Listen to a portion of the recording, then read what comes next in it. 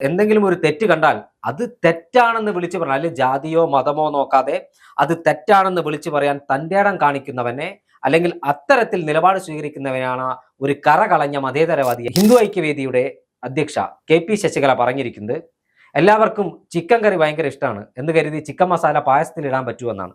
അതായത് നന്ദഗോവിന്ദം ഭജൻസിന്റെ ഭജനമൊക്കെ ഇഷ്ടമാണ്, പക്ഷെ അവരെന്ത് പാടണം ഏത് പാടണം എന്നൊക്കെ ഞങ്ങൾ തീരുമാനിക്കുമെന്നാണ് പറയുന്ന ഒരു ഉദ്ദേശം. നന്ദഗോവിന്ദം ഭജൻസുമായി ബന്ധപ്പെട്ട ഒരു വിവാദം ഉയർന്നിരിക്കുന്നത് അതിപ്പോൾ ഒരു ക്ഷേത്രാങ്കണത്തിൽ ഒരു ക്രൈസ്തവ ഭക്തിഗാനം ആലപിച്ചതിന്റെ പേരിൽ ആ ക്ഷേത്രം കളങ്കപ്പെടുമെന്ന് എനിക്ക് വ്യക്തിപരമായി തോന്നുന്നില്ല. അത് തന്നെയായിരിക്കും കേരളത്തിലെ മതേതര മനസ്സ് അങ്ങനെയായിരിക്കും ചിന്തിക്കുന്നതെന്നാണ് ഞാൻ കരുതുന്നത്. കയ്യിൽ ചരട് കെട്ടിയവൻ സംഖ്യയാകുന്നു, അല്ലെങ്കിൽ തലയിൽ ഒരു നിസ്കാര തൊപ്പിയിട്ടവനെ എല്ലാം സുഡാപ്പിയാക്കി മാറ്റുന്നു. ഇത്തരത്തിൽ കയ്യിൽ ചരട് കെട്ടുന്നവന് നെറ്റിയിൽ കുറിതൊടുന്നവനോ ഒന്നും സംഖ്യയല്ല, അത് അവന്റെ വിശ്വാസപരമായ കാര്യമാണ്. അതുപോലെ തലയിൽ തൊപ്പി വെക്കുന്നവനോ നെറ്റിയിൽ നിസ്കാരത്തരമുള്ളവനോ സുഡാപ്പിയല്ല, അതവന്റെ വിശ്വാസത്തിന്റെ ഭാഗമാണ്. അല്ലെങ്കിൽ കഴുത്തിൽ കൊന്തയിടുന്നവൻ ഒരിക്കലും കാസക്കാരനല്ല, അതവന്റെ വിശ്വാസത്തിന്റെ ഭാഗമാണ് എന്ന് തിരിച്ചറിയാത്ത ഒരു ചെറിയ വിഭാഗം ഈ നാട്ടിലുണ്ട് എന്നതൊരു യാഥാർത്ഥ്യമാണ്. വിശ്വമോഹനം ഹരിതീശ്വരം ആരാധ്യപാദുകം. ഈ പാട്ട് കേരളത്തിലും കേരളത്തിന്റെ പുറത്തെയും എല്ലാം ലോകമെമ്പാടുമുള്ള അയ്യപ്പ ഭക്തർക്ക് ഒരിക്കലും മറക്കാൻ കഴിയാത്തത് എന്ന് മാത്രമല്ല, അവരുടെ മനസ്സിന്റെ അകത്തളങ്ങളിലെ ഭക്തി അതിന്റെ ഏറ്റവും കൊടുമുടിയിലെത്തിക്കുന്ന ഒരു അയ്യപ്പന്റെ ഉറക്കുപാട്ടാണ്. ഈ പാട്ട് പാടിയത് അയ്യപ്പ വിശ്വാസിയായ ഹൈന്ദവ മതത്തിൽ പെടാത്ത അല്ലെങ്കിൽ ഒരു ക്രൈസ്തവനായ ഡോക്ടർ KJ യേശുദാസ് ആണ്.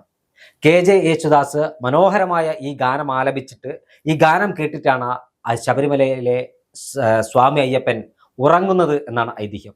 അയ്യപ്പൻ ഒരിക്കലും പറഞ്ഞിട്ടില്ല ക്രൈസ്തവ വിശ്വാസിയായ അല്ലെങ്കിൽ ക്രൈസ്തവ മതത്തിൽ ജനിച്ച യേശുദാസ് പാടിയ പാട്ട് കേട്ട് എനിക്ക് ഉറങ്ങണ്ട എന്ന് സ്വാമി അയ്യപ്പൻ ഇതുവരെ പറഞ്ഞതായി ഒരു ദേവപ്രശ്നത്തിലും കണ്ടിട്ടില്ല. ഞാനിത് പറയാൻ കാരണം, കഴിഞ്ഞ ദിവസം നമ്മുടെ സാമൂഹ്യ മാധ്യമങ്ങളടക്കം വലിയ വിവാദമാകുന്ന ഒരു സാഹചര്യമുണ്ട്. അതായത് നന്ദഗോവിന്ദം ഭജൻസ് ഒരു ക്ഷേത്രത്തിലെ പരിപാടിയോടനുബന്ധിച്ച് ക്രൈസ്തവ ഭക്തിഗാനം ആലപിച്ചതാണ് ഇവിടെയുള്ള ഹൈന്ദവ വർഗീയവാദികളെ കുരുപൊട്ടിയൊലിക്കാൻ പ്രേരിപ്പിച്ചിരിക്കുന്ന ഒരു ഘടകം. എന്തായാലും ഒരു ഹൈന്ദവ മതവർഗീയവാദികൾ മാത്രമല്ല, എല്ലാ മതത്തിലും ഈ തീവ്ര നിലപാട് സ്വീകരിക്കുന്ന ആളുകളുണ്ട്. അത് ഇസ്ലാം മതത്തിലായാലും ശരി, നമുക്ക് പല വിഷയങ്ങളിലും എടുക്കാം. വൺ വേ മതേതരത്വം അതിനെ ഒരിക്കലും അംഗീകരിക്കാത്ത ഒരു വ്യക്തിയാണ് ഞാൻ. ഒരു എന്തെങ്കിലും ഒരു തെറ്റ് കണ്ടാൽ അത് തെറ്റാണെന്ന് വിളിച്ചു പറയാൻ, അല്ലെങ്കിൽ ജാതിയോ മതമോ നോക്കാതെ അത് തെറ്റാണെന്ന് വിളിച്ചു പറയാൻ തൻ്റെ ഇടം കാണിക്കുന്നവനെ, അല്ലെങ്കിൽ അത്തരത്തിൽ നിലപാട് സ്വീകരിക്കുന്നവനാണ് ഒരു കറകളഞ്ഞ മതേതരവാദിയായി ഞാൻ കണക്ക് കൂട്ടുന്നത്. ഇത്തരത്തിൽ നന്ദഗോവിന്ദ ഭജൻസിന്റെ ഒരു ഇതിലേക്ക് തന്നെ നമുക്ക് വരുമ്പോൾ, ഒരു ക്രൈസ്തവ ഭക്തിഗാനം ആലപിച്ചതിന്റെ പേരിൽ കേരളത്തിൽ അല്ലെങ്കിൽ ക്ഷേത്രത്തിന്റെ പവിത്രത അങ്ങ് നഷ്ടപ്പെട്ടു പോയി, പവിത്രമായ ക്ഷേത്രാങ്കണം കളങ്കപ്പെട്ടു എന്ന് പറഞ്ഞാൽ അതൊരിക്കലും അംഗീകരിക്കാൻ കഴിയില്ല. ഈ ഹിന്ദു ഐക്യവേദിയുടെ അധ്യക്ഷ KP ശശികല പറഞ്ഞിരിക്കുന്നത് എല്ലാവർക്കും ചിക്കൻ കറി ഭയങ്കര ഇഷ്ടമാണ് എന്ന് കരുതി ചിക്കൻ മസാല പായസത്തിൽ ഇടാൻ പറ്റുമെന്നാണ്. അതായത് നന്ദഗോവിന്ദം ഭജൻസിന്റെ ഭജനമൊക്കെ ഇഷ്ടമാണ്, പക്ഷെ അവരെന്ത് പാടണം ഏത് പാടണം എന്നൊക്കെ ഞങ്ങൾ തീരുമാനിക്കുമെന്നാണ് പറയുന്ന ഒരു ഉദ്ദേശം. ഇത് ഒരിക്കലും അംഗീകരിച്ചു തരാൻ കഴിയില്ല എന്ന് മാത്രമല്ല, ഉത്തരേന്ത്യയിൽ RSSും സംഘപരിവാറും നടപ്പിലാക്കുന്നതിന്റെ അതേ പതിപ്പ് കേരളത്തിൽ നടപ്പിലാക്കാനുള്ള ശ്രമമാണ് സംഘപരിവാർ നടത്തിക്കൊണ്ടിരിക്കുന്നത്. ഇത് സാംസ്കാരിക ഫാസിസമാണ് എന്ന കാര്യത്തിൽ ഒരു തർക്കവുമില്ല എന്ന് മാത്രമല്ല, കേരളത്തിൽ മതേതരത്വത്തിന്റെ പേര് പറഞ്ഞ പല ആളുകളും, അതിപ്പോൾ കാസ എന്ന് പറയുന്ന ക്രൈസ്തവ വിശ്വാസികളുടെ ഒരു കൂട്ടായ്മയുണ്ട്, വലിയ തരത്തിൽ അപരമത വിദ്വേഷം പടർത്തുന്ന തൊടുപുഴ ന്യൂമാൻ കോളേജ് അധ്യാപകനായ പ്രൊഫസർ TJ ജോസഫിനെ കൈപ്പത്തി വെട്ടിമാറ്റിയ പോപ്പുലർ ഫ്രണ്ടിന്റെ ആളുകൾ ഇന്നും കേരളത്തിലുണ്ട്. അതുമാത്രമല്ല, ഇന്ത്യയുടെ മോചനം ഇസ്ലാമിലൂടെ എന്ന് പറഞ്ഞ ഇവിടെ മുദ്രാവാക്യം മുഴക്കിയ ആളുകൾ ഇന്ന് മതേതരത്വത്തിന്റെ വലിയ വക്താക്കളായി ചമഞ്ഞ പല രാഷ്ട്രീയ പാർട്ടികളിലും കൂടിക്കേറിയ ആളുകളെ വ്യക്തിപരമായി എനിക്കറിയാം. അത്തരത്തിലുള്ള ആളുകളൊക്കെ വൺ സൈഡ് മതേതരത്വം സംസാരിക്കുമ്പോഴാണ് നന്ദഗോവിന്ദം ഭജൻസുമായി ബന്ധപ്പെട്ട ഒരു വിവാദം ഉയർന്നിരിക്കുന്നത്. അതിപ്പോൾ ഒരു ക്ഷേത്രാങ്കണത്തിൽ ഒരു ക്രൈസ്തവ ഭക്തിഗാനം ആലപിച്ചതിന്റെ പേരിൽ ആ ക്ഷേത്രം കളങ്കപ്പെടുമെന്ന് എനിക്ക് വ്യക്തിപരമായി തോന്നുന്നില്ല. അത് തന്നെയായിരിക്കും കേരളത്തിലെ മതേതര മനസ്സ് അങ്ങനെയായിരിക്കും ചിന്തിക്കുന്നതെന്നാണ് ഞാൻ കരുതുന്നത്. അതായത് ഇപ്പോൾ ഉത്തരേന്ത്യയിൽ നടപ്പിലാക്കാൻ നോക്കുന്ന സാംസ്കാരിക ഫാസിസത്തിന്റെ അതേ രൂപമല്ലേ സംഘപരിവാർ കേരളത്തിൽ നടപ്പിലാക്കാൻ ശ്രമിക്കുന്നത്? തീർച്ചയായും ഈ ഒരു ഭജൻ പാടുമ്പോൾ അവരവിടെ ഒരു ക്രൈസ്തവ ഗാനം അല്ലെങ്കിൽ ക്രിസ്ത്യാനികളുമായി ബന്ധപ്പെട്ട ഗാനം പാടിയെന്ന് പറഞ്ഞ ഒരു വിവാദമാക്കേണ്ട ഒരു ആവശ്യവുമില്ല. സാധാരണഗതിയിൽ നമുക്കറിയാം ഈ ഭജൻസിന് കിട്ടുന്ന ഒരു സ്വീകാര്യത എന്ന് വളരെ വലുതാണ്. അതിന് ഒരിക്കലും കോട്ടം തട്ടില്ല ഇങ്ങനെ ഒരു ആരോപണമേ വന്നാൽ പോലും. പിന്നെ കേരളം പോലെ ഒരു സംസ്ഥാനത്ത് മറ്റു സംസ്ഥാനങ്ങൾ പോലെയല്ല കേരളം, നമ്മൾ എല്ലാ കാര്യങ്ങളും അല്ലെങ്കിൽ എന്താണ് ഈ പറയുന്ന യഥാർത്ഥത്തിൽ എനിക്കൊന്ന് ഇന്ത്യയിലെ ഏറ്റവും മതേതരമായിട്ടുള്ള സംസ്ഥാനം, എല്ലാ മതങ്ങളെയും ഒരുമിച്ച് അല്ലെങ്കിൽ എല്ലാവർക്കും ഒരുമിച്ച് ഏറ്റവും നല്ല ഐക്യത്തോട് പോകുന്ന സംസ്ഥാനം കേരളമാണെന്ന് പറയേണ്ടി വരും. കാരണം നമുക്കങ്ങനെ ഇപ്പൊ ആ അമ്പല കമ്മിറ്റിക്കാർ പോലും ഈ പാടിയത് തെറ്റാണെന്നൊരു അഭിപ്രായം അവർക്കില്ല, അല്ലെങ്കിൽ അവർക്ക് അത് മോശമായിപ്പോ അല്ലെങ്കിൽ അത് ഭഗവാന്റെ ഇഷ്ടത്തിനെതിരാണെന്നൊരു അഭിപ്രായമില്ല. എന്തുകൊണ്ടാണ് അങ്ങനെ ഒരു ഗാനം പാടാൻ കഴിയില്ല എന്ന് പറയുന്നത്? അതിൻ്റെ അകത്ത് അത് ശരിയായിട്ടുള്ള നടപടിയല്ലല്ലോ. ഈ പറയുന്ന പോലെ അവിടെ ആ ഗാനം പാടിയതിൽ എന്താണ് പ്രശ്നം? ആർക്കാണ് പ്രശ്നം? ഭഗവാൻ പറയുമോ എന്താണ് ക്രൈസ്തവരുടെ ഗാനം പാടരുത് എന്ന്? അങ്ങനെയൊന്നും ഇല്ലല്ലോ. അപ്പൊ ഇതൊക്കെ നമ്മളായിട്ട് സൃഷ്ടിക്കുന്ന പ്രശ്നങ്ങളാണ്. ഈ പറയുന്ന ഹിന്ദു സമൂഹത്തെ അല്ലെങ്കിൽ ഹിന്ദു സമൂഹത്തെ സ്വാധീനിക്കാൻ വേണ്ടി രാഷ്ട്രീയമായി ഉപയോഗിക്കാൻ വേണ്ടി രാഷ്ട്രീയമായി ഇതിനെ എങ്ങനെ ഉപയോഗിക്കാം എന്ന് കണക്കിലെടുത്തുകൊണ്ടാണ് ഈ വിവാദങ്ങളിലേക്ക് കാര്യങ്ങൾ പോകുന്നത്. അതൊരിക്കലും ശരിയായ രീതിയല്ല. ചേട്ടൻ പറഞ്ഞതുപോലെ കേരളത്തിലുള്ള ആരും ഒരിക്കലും ഇത് തെറ്റാണ് അല്ലെങ്കിൽ ക്രൈസ്തവ ഗാനം പാടിയത് തെറ്റാണ് എന്നുള്ളൊരു അഭിപ്രായക്കാരുണ്ടാകില്ല. വളരെ കുറച്ചു പേർ മാത്രമായിരിക്കും കേരളത്തിന് ഇതിന് അനുകൂലം അല്ലെങ്കിൽ ഈ ഒരു വിവാദത്തെ ഏറ്റുപിടിക്കുക. സാധാരണക്കാരായിട്ടുള്ള ആരും തന്നെ അങ്ങനെ ചെയ്യണമെന്നില്ല. നമുക്കറിയാം പള്ളികളായാലും അമ്പലങ്ങളായാലും ഒക്കെ ഒരുമിച്ച് തന്നെ അല്ലെങ്കിൽ എന്താണ് അമ്പലത്തിന്റെ ഉത്സവത്തിന് പള്ളിയുടെ സ്ഥലം കൊടുക്കുക, അങ്ങനെ കേരളത്തിൽ ഒരുപാട് സ്ഥലങ്ങളുണ്ട്. ആറ്റുകാൽ പൊങ്കാല നടക്കുന്ന സമയത്ത് പള്ളിയിൽ നിന്ന് ആ നോമ്പ് കാലമാണെങ്കിൽ പോലും പള്ളിയിൽ നിന്ന് പാളയം പള്ളിയിൽ നിന്നൊക്കെ ഈ പറയുന്ന വെള്ളവും സാധനങ്ങളും എല്ലാം കൊടുക്കാറുണ്ട്. ചൂട് സമയത്ത് അവരെ ആറ്റുകാൽ പൊങ്കാല സമയത്ത് ചൂട് സമയത്ത് പള്ളിക്കകത്ത് കയറി ഇരിക്കാനൊക്കെ സമ്മതിക്കാറുണ്ട്. അപ്പൊ അത്തരം കാര്യങ്ങളൊക്കെ ചെയ്യുന്ന ഒരു സംസ്ഥാനത്താണ് ഈ ഒരു കാര്യം വലിയ രീതിയിൽ നമ്മൾ ഊതിപ്പെരിപ്പിച്ച് വലിയ വിഷയമാക്കി ചർച്ചയ്ക്ക് എടുക്കുന്നത്. ഈ ചർച്ച കൊണ്ട് എന്താണ് ഗുണം? ഒരു ഗുണവുമില്ല. നമുക്കറിയാം കേരളത്തിന്റെ മനസ്സെന്ന് പറയുന്നത് ഇത്തരം ചർച്ചകൾക്ക് പോകുമെങ്കിൽ പോലും കേരളത്തിന്റെ മനസ്സ് ഇത്തരം കാര്യങ്ങളെ വളരെ പുച്ഛിച്ച് തള്ളുന്ന കാര്യങ്ങളാണ്. അത്തരം കാര്യങ്ങൾ ഏറ്റുപിടിച്ച് അതിനെ രാഷ്ട്രീയമായി മുതലെടുക്കാൻ ശ്രമിക്കുന്ന രീതി ശരിയല്ല. അവര് തന്നെ ഒരു ഇന്റർവ്യൂവിൽ പറയുന്നുണ്ടായിരുന്നു, അവർ പ്രാക്ടീസ് ചെയ്യുന്ന ഭജൻസ് പ്രാക്ടീസ് ചെയ്യുന്നതിന്റെ അടുത്ത ഒരു പള്ളിയാണുള്ളത്. എന്ത് സപ്പോർട്ട് വേണമെങ്കിലും ചെയ്യാം, വേണമെങ്കിൽ നിങ്ങൾക്ക് ഇവിടെ സൗകര്യം കുറവാണെങ്കിൽ അവിടെ വന്നിരുന്ന് പ്രാക്ടീസ് ചെയ്യാമെന്ന് പറഞ്ഞിട്ടുണ്ട്. അതൊക്കെ കേരളത്തിലെ മതേതരത്വമാണ് കാണിക്കുന്നത്. അവിടെയാണ് ഒരു ഗാനത്തിന്റെ പേരിൽ വിവാദങ്ങളിലേക്ക്, അത് അമ്പലത്തിൽ വെച്ച് പാടിയാൽ ഇനി മറിച്ച് പള്ളിയിൽ വെച്ചൊരു ഭക്തിഗാനം പാടില്ല, അതും തെറ്റാണെന്നൊരു അഭിപ്രായം എനിക്കില്ല. ഈ പറയുന്ന പോലെ ഇതെല്ലാം അതിപ്പോ ഹിന്ദുമതം അങ്ങനെ ക്രിസ്ത്യൻ മതം അങ്ങനെയല്ല, പള്ളിയിൽ വെച്ച് പാടിയാലും അമ്പലത്തിൽ വെച്ച് പാടിയാലും ഇതൊന്നും വലിയ വിവാദമാക്കേണ്ട കാര്യമില്ല.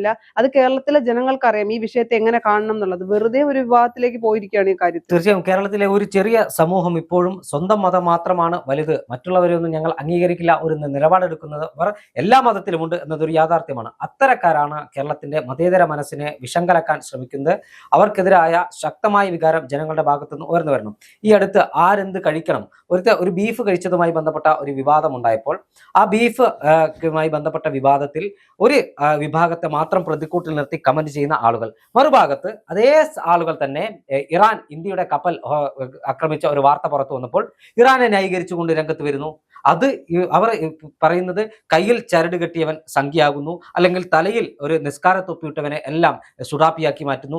ഇത്തരത്തിൽ കയ്യിൽ ചരട് കെട്ടുന്നവന് നെറ്റിയിൽ കുറിതൊടുന്നവനോ ഒന്നും സംഖ്യയല്ല, അത് അവന്റെ വിശ്വാസപരമായ കാര്യമാണ്. അതുപോലെ തലയിൽ തൊപ്പി വെക്കുന്നവനോ നെറ്റിയിൽ നിസ്കാരത്തരമുള്ളവനോ സുഡാപ്പിയല്ല, അതവന്റെ വിശ്വാസത്തിന്റെ ഭാഗമാണ്. അല്ലെങ്കിൽ കഴുത്തിൽ കൊന്തയിടുന്നവൻ ഒരിക്കലും കാസക്കാരനല്ല, അതവന്റെ വിശ്വാസത്തിന്റെ ഭാഗമാണ് എന്ന് തിരിച്ചറിയാത്ത ഒരു ചെറിയ വിഭാഗം ഈ നാട്ടിലുണ്ട് എന്നതൊരു യാഥാർത്ഥ്യമാണ്. അവരാണ് ഈ സമൂഹത്തിനകത്ത് ജാതിയുടെയും മതത്തിന്റെയും വർണ്ണത്തിന്റെയും പേര് പറഞ്ഞ ജനങ്ങളെ തമ്മിലടുപ്പിക്കാൻ ശ്രമിക്കുന്നത്. അതിന്റെ ഏറ്റവും അവസാനത്തെ ഉദാഹരണമാണ് നന്ദഗോവിന്ദ ഭജൻസുമായി ബന്ധപ്പെട്ട് ഉയർന്നിരിക്കുന്നത്. പക്ഷേ കേരളത്തിലെ മുഖ്യധാര രാഷ്ട്രീയ പാർട്ടികൾ എന്ന് പറയുന്ന പാർട്ടികൾ പോലും പലപ്പോഴും എന്തിനായിരിക്കും ഈ തീവ്ര നിലപാട് സ്വീകരിക്കുന്ന സംഘടനകളുടെ മുന്നിൽ തങ്ങളുടെ ആത്മാഭിമാനം അടിയറ വെക്കുന്നതെന്ന് ചിന്തിച്ചിട്ടുണ്ടോ? ആ ഒരു വിഷയം പറയുമ്പോൾ നമുക്കറിയാം വോട്ട് ബാങ്ക് ആണല്ലോ ലക്ഷ്യം. നമ്മൾ എന്തൊക്കെ പറഞ്ഞാലും രാജ്യത്തിന്റെ ആയാലും സംസ്ഥാനത്തിന്റെ ആയാലും നന്മയാണ്, അല്ലെങ്കിൽ ഞങ്ങൾ ഏത് മുന്നണി ആയാലും അല്ലെങ്കിൽ ഏത് പാർട്ടി ആയാലും മുന്നോട്ട് വയ്ക്കുന്ന ആശയം ഈ പറയുന്ന പോലെ രാഷ്ട്രീയമാണ് അല്ലെങ്കിൽ ഐഡിയോളജിയാണ്. പക്ഷെ തെരഞ്ഞെടുപ്പ് വരുമ്പോൾ വോട്ട് ബാങ്കുകളെ സ്വാധീനിക്കാൻ വേണ്ടി അവിടെ രാഷ്ട്രീയം, അവരുടെ നിലപാടുകൾ, ഐഡിയോളജി ഇവയൊക്കെ മറന്ന് വോട്ട് ബാങ്കുകളെ ലക്ഷ്യം വെച്ചുകൊണ്ട് പലപ്പോഴും ഈ ഇത്തരം സംഘടനകൾക്ക് മുന്നിൽ പോലും അടിയറവ് പറയാറുണ്ട്. ചില സാഹചര്യങ്ങളിൽ മാത്രമാണ് അവർ അത് മാധ്യമങ്ങൾക്ക് മുന്നിലൊക്കെ തുറന്നു പറയുന്നത്. പലപ്പോഴും അല്ലെങ്കിൽ മിക്ക തെരഞ്ഞെടുപ്പിലും ഇത്തരം പറയുന്ന പല സംഘടനകളുമായി രഹസ്യമായിട്ടുള്ള കൂട്ടുകെട്ടുണ്ടാക്കി ആയിരിക്കും തെരഞ്ഞെടുപ്പിനെ നേരിടുന്നത്.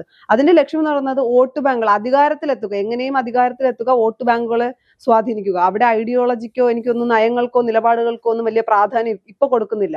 തീർച്ചയായും ഇന്ത്യയുടെ മോചനം ഇസ്ലാമിലൂടെ എന്ന മുദ്രാവാക്യം മുഴക്കി ഇന്ത്യയുടെ ജനാധിപത്യത്തെ അംഗീകരിക്കാൻ കഴിയാത്ത, ഒരു കാലത്ത് ഇന്ദിരാ പ്രിയദർശിനി എന്ന ഇന്ത്യയുടെ പ്രധാനമന്ത്രി ശ്രീമതി ഇന്ദിരാഗാന്ധി നിരോധിച്ച ജമാഅത്തെ ഇസ്ലാമിയുടെ ഇന്നത്തെ പിന്നീട് ആ നിരോധനം രാജ്യത്തിന്റെ ഭരണകൂടം കേന്ദ്ര സർക്കാർ മാറ്റിയെങ്കിലും അവരുടെ രാഷ്ട്രീയ പാർട്ടിയെ വെൽഫെയർ പാർട്ടിയെ കോൺഗ്രസ് ഒരു ഭാഗത്ത് വോട്ടിന് വേണ്ടി കൂട്ടുപിടിക്കുമ്പോൾ മറുഭാഗത്ത് വർഗീയത തുരയത്തെ എന്ന് ചുമരെഴുതിയതിന്റെ പേരിൽ അഭിമന്യു എന്ന SFIക്കാരനെ കുത്തിമലർത്തിയ, കൊലപ്പെടുത്തിയ, മുസ്ലിം ചെറുപ്പക്കാരുടെ മനസ്സിന്റെ അകത്തളങ്ങളിൽ വർഗീയത വിഷംതുപ്പുന്ന SDPIക്കാരനെ മറ്റൊരു ഭാഗത്ത് ഇടതുമുന്നണി ചേർത്ത് പിടിക്കുകയാണ്. കാശ്മീരിലോട് അടക്കം മതവർഗീയരുടെ വിഷവിത്ത് പാകി കാശ്മീരിൽ ഇന്ത്യൻ സൈനികർക്ക് നേരെ അവരെ ആക്രമിക്കുന്ന, അല്ലെങ്കിൽ ഇന്ത്യൻ സൈനികരെ ആക്രമിക്കാൻ ആഹ്വാനം ചെയ്ത PDPയെ കൂട്ടുപിടിച്ച് മറ്റ് ഗുജറാത്ത് കലാപം നടത്തിയ BJP കാശ്മീർ ഭരിച്ചതും ചരിത്രമാണ്. 4 വോട്ടിന് വേണ്ടി ഈ നാടിന്റെ മതേതരത്തെ തകർക്കുന്ന നിലപാട് തന്നെയാണ് മുഖ്യധാര രാഷ്ട്രീയ പാർട്ടികൾ പലപ്പോഴും സ്വീകരിക്കാറ് എന്നതൊരു യാഥാർത്ഥ്യമാണ്. എന്തു തന്നെയായാലും ഈ മതവർഗീയതയുടെ വിഷം തുപ്പുന്നവർ ആരായാലും അവരെ ചെറുത്തു തോൽപ്പിക്കാൻ കേരളം ഒന്നിച്ചിറങ്ങണം. ഇത്തരം ആളുകളെ, അവർ ഒരു തെരഞ്ഞെടുപ്പിൽ പരാജയപ്പെട്ടാലും വേണ്ടിയിൽ ഇത്തരം തീവ്ര നിലപാട് സ്വീകരിക്കുന്ന സംഘടനകളെ വർണ്ണക്കടലാസിൽ ഒളിപ്പിച്ച് വെച്ച വിഷമായി പ്രവർത്തിക്കുന്ന ചില സംഘടനകളും അവരുടെ ചാനലുകളും കേരളത്തിൽ പ്രവർത്തിക്കുന്നുണ്ട്. അത്തരം ആളുകളെ കൂട്ടുപിടിക്കാതിരിക്കാൻ ഇവിടുത്തെ മുഖ്യധാര രാഷ്ട്രീയ പാർട്ടികൾ തയ്യാറാകണം. ഈ പഴയ കാലമല്ല, സാമൂഹ്യ മാധ്യമങ്ങളുടെ കാലമാണ്. കേരളത്തിലെ കേരളീയ സമൂഹം മതത്തിന്റെ പേരിൽ ഭിന്നിച്ചു കഴിഞ്ഞു എന്നതൊരു യാഥാർത്ഥ്യമാണ്. ആ ഭിന്നിപ്പിന്റെ ആഴം വർദ്ധിപ്പിക്കാതിരിക്കാൻ ഇനിയെങ്കിലും രാഷ്ട്രീയ പാർട്ടികൾ ജാഗ്രത പുലർത്തിയാൽ അത് നന്നായിരിക്കുമെന്നാണ് വ്യക്തിപരമായി എന്റെ അഭിപ്രായം.